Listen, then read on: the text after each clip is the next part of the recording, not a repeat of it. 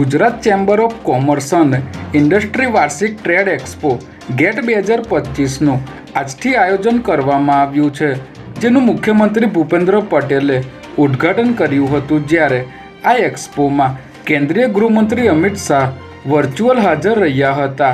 વર્ષ 2047માં ભારતને વિકસિત દેશની હરોળમાં મૂકવાની નેમ સાથે આ એક્સપોનું આયોજન કરવામાં આવ્યું છે, જેમાં 300થી વધુ લોકોએ ભાગ લીધો છે અને આશાસ્પદ ગણાતા 30થી વધુ સ્ટાર્ટઅપ અને બીજા મોટા ઉદ્યોગો ભાગ લેશે, તેમજ એમએસએમઈ એકમો પણ મોટા પ્રમાણમાં ભાગ લઈ રહ્યા છે।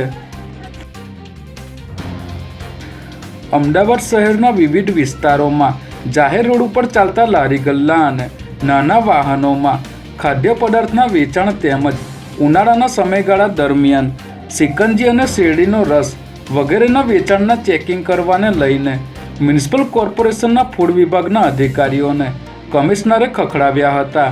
રિવ્યૂ મિટિંગ દરમિયાન કમિશનર બંછાનિધિ પાનીએ આવી જગ્યા ઉપર ચેકિંગ કરવાને લઈને શું પ્રક્રિયા છે અને કેવી રીતે કામગીરી થાય છે તેવો સવાલ પૂછતા ફૂડ વિભાગના અધિકારીઓ જવાબ આપી શક્યા ન હતા। સુરતના કાપોદ્રા વિસ્તારમાં આવેલ અનપ ડાયમંડમાં રત્ન કલાકારોની સામૂહિક હત્યાનો પ્રયાસ કરવામાં આવ્યો છે, જેમાં ફિલ્ટરનું પાણી પીધા બાદ 118 જેટલા રત્ન કલાકારોને ચક્કર અને શ્વાસ લેવામાં તકલીફની ફરિયાદ બાદ ફિલ્ટરમાંથી સેલ્ફોસનું પાઉચ મળી આવતા અફરાતફરી મચી ગઈ હતી, જે બાદ રત્ન કલાકારોને કિરણ અને ડાયમંડ હોસ્પિટલમાં સારવાર માટે લઈ જવાયા હતા, જેમાંથી 6 રત્ન કલાકારોને આઈસીયુમાં દાખલ કરવામાં આવ્યા છે।